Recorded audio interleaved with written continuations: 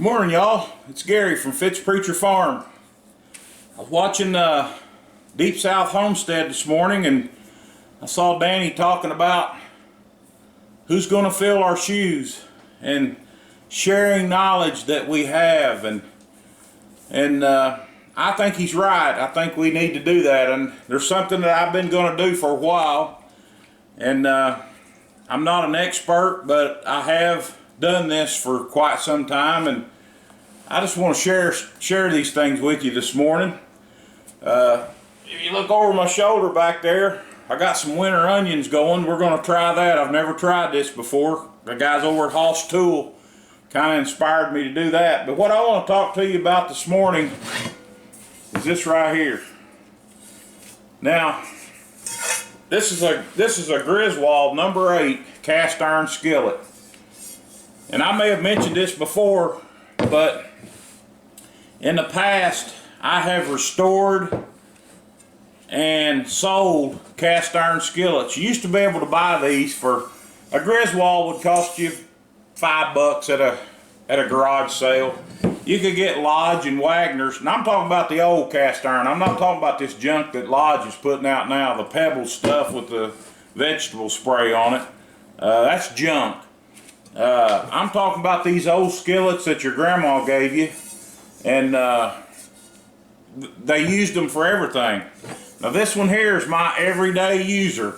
I use this, and I mean, I use it for everything, and it's heavily used. I started this skillet out. You can see the outside still looks pretty good, and the inside is kind of dry looking. But I started out with this skillet. I put it in an electrolysis tank, which I have out in the garage still, and one of these days I'm going to fire that up. But I put this in there and stripped it down and started re-seasoning it probably 4 years ago. And I have a set of these Griswolds. These are my favorite because they're lighter. The Lodge and the Wagners are going to be heavier, and Griswold is just the brand to have. This skillet here today, if you went to an antique mall, you'd probably give 50, 60, 70, 80 bucks for one of these. They're that expensive. But what I want to talk to you this morning about, I want to show you the enemies, because a lot of people, the enemies of cast iron, a lot of people tell me that I've seen people throw these away because they get sticky, and they just can't cook in them, and they stick, and then the seasoning gets sticky on it.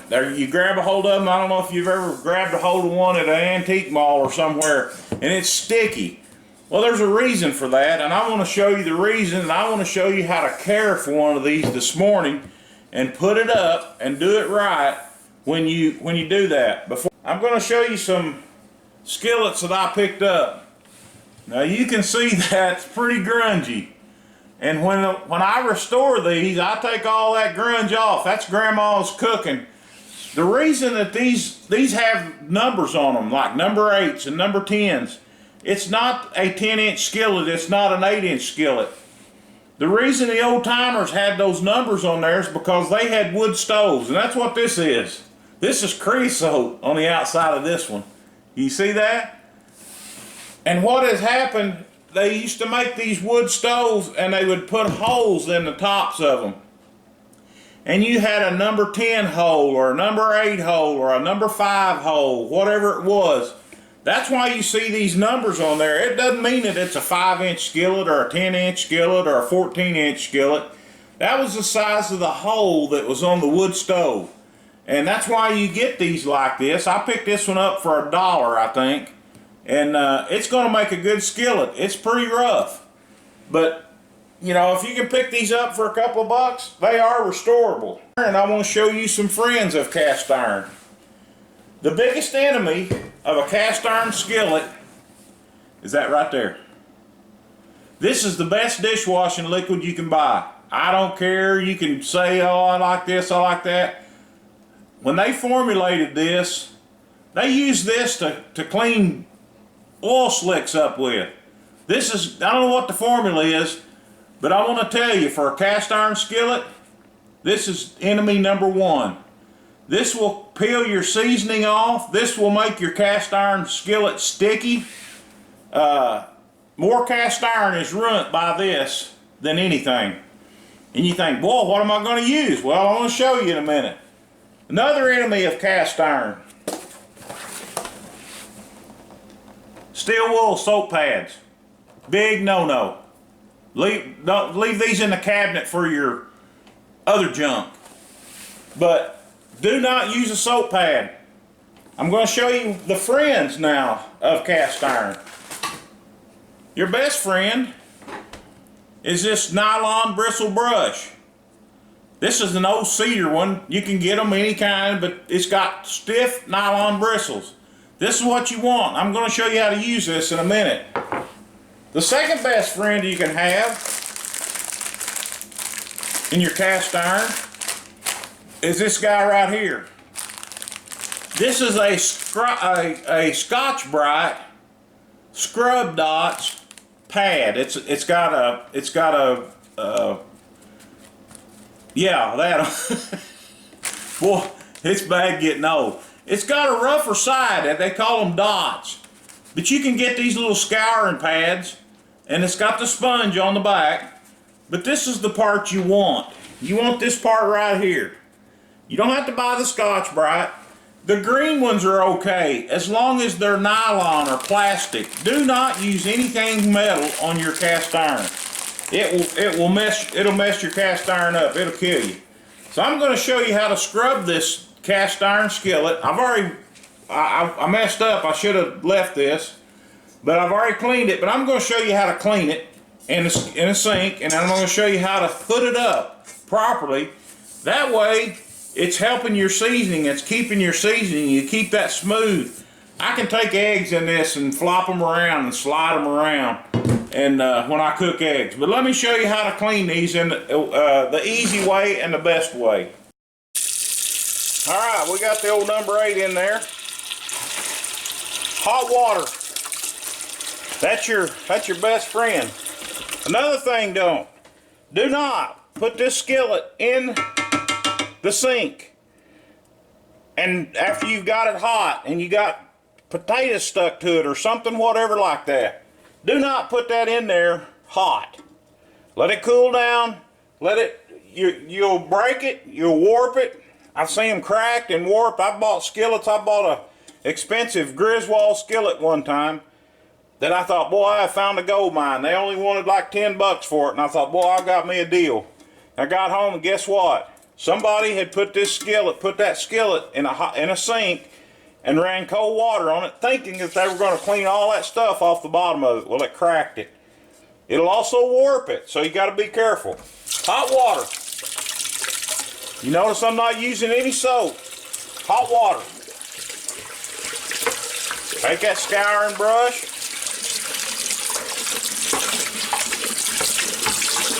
Clean it up. Now I know there wasn't anything in there, but it worked, believe me.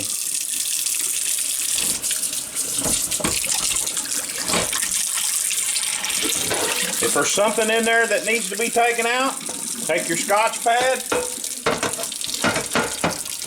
give it that right there. That's all you gotta do. And it'll clean right up. Can you see that water repelling off of that? That's your coating that Grandma's spent 50 years putting on there, if it's Grandma's old skillet. Do not take that off if it's not necessary. If you'll clean it right and put it up right, you won't have any problems. Now I'm going to show you how to dry this thing and properly put it away to where you won't have any problems. Let's go over to the stove. Alright, here we go. Kick your burner up on high. I like to take my skillet and turn it upside down. Now this is after you've wiped it down with a paper towel. I like to take it and turn it upside down. You want to dry this. You want it to be dry. But also what you're doing when you heat it up like this is you're opening those pores back up a little bit. And when you put, I'm going to use some coconut oil. You can use Crisco. I like Crisco. I don't have a preference anymore. But what we're going to do, once this thing gets heated up real good and gets hot and opens those pores back up, we're gonna oil this thing down, if you will. You can use canola oil or vegetable oil, it doesn't matter. Just make sure when you put this back up that you've got it clean, you've got it dry, and you've oiled it down. It will save you a lot of problems, and every time you do this, this is putting a little seasoning back on there. I like to use my skillet sometimes to cook cornbread. I've got a number 5 skillet that I use for nothing but cornbread. Biscuits, anything. Put this in the oven every now and then. Use butter in it. Any kind of oil, any kind of fat like that, those pores will open up in the oven. And they will absorb whatever it is. That's what that seasoning is. It's absorbed. You know, Grandma's old chicken skillet. You know, it's got some kind of flavor to it. Well, that's exactly what it is. It's flavor. And we're getting hot, and that's what we want. We know when it gets hot that it's going to be dry. Water is an enemy of iron. You saw that rusty skillet a while ago. And that's an enemy. I'm going to take just a small amount of, like I say, I've got coconut oil here. You want to clean the outside as well as the inside. We still got the heat on it. You want to clean the handle. You want to get all these areas. You see, I haven't been doing a very good job on the bottom of mine. But you want to make sure that all this gets taken care of. Be careful. This is hot. I can't tell you the times in restoring cast iron that I've grabbed a hold of something and it just burns the fool out of you. See the smoke coming off of it? I don't know if you can see that. That's what we want to see right there. We've got her done now. We can turn our fire off. It's in good shape. Now, we want to do the inside. Whoo, boy, she's hot.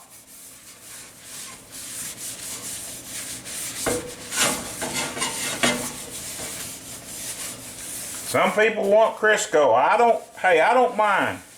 If it floats your boat, go float. I don't care. But then take you a dry towel and kind of wipe it down a little bit. And as you can see, I probably need to do some work on this one, but well, that's sharing knowledge with you. But I want to share some other knowledge with you. In the book of Proverbs in the Bible, it says, "The fear of the Lord is the beginning of knowledge, but fools despise wisdom and instruction." That's Proverbs 1:7. I'm telling you, the best knowledge you can get is right here in this book. And I want to tell you, I got kind of inspired by Jared over at Flutie Lick the other night. He done a little preaching, and I do a little preaching and a little pastoring. And the best knowledge that I can share with you is this right here. If you don't have one of these, you contact me and I'll get you one of these. It's called a Bible. And folks, we need this right now. Times are going to get tough, I'm afraid. I'm afraid things are fixing to get ugly. And the fear of the Lord is the beginning of knowledge. Jesus said, "Seek ye first the kingdom of God, and all these other things will be added unto you." Folks, I believe with all my heart that we're chasing after the wrong things, and we need to be chasing after God. Thank y'all for watching. Hey, I'm 2 subscribers away from 100. That's unbelievable. I can't believe 100 people would even want to look at what I do. But anyway, like, subscribe, share, comment. If you got any questions, you want to talk to me, email me. Thanks for watching. See ya.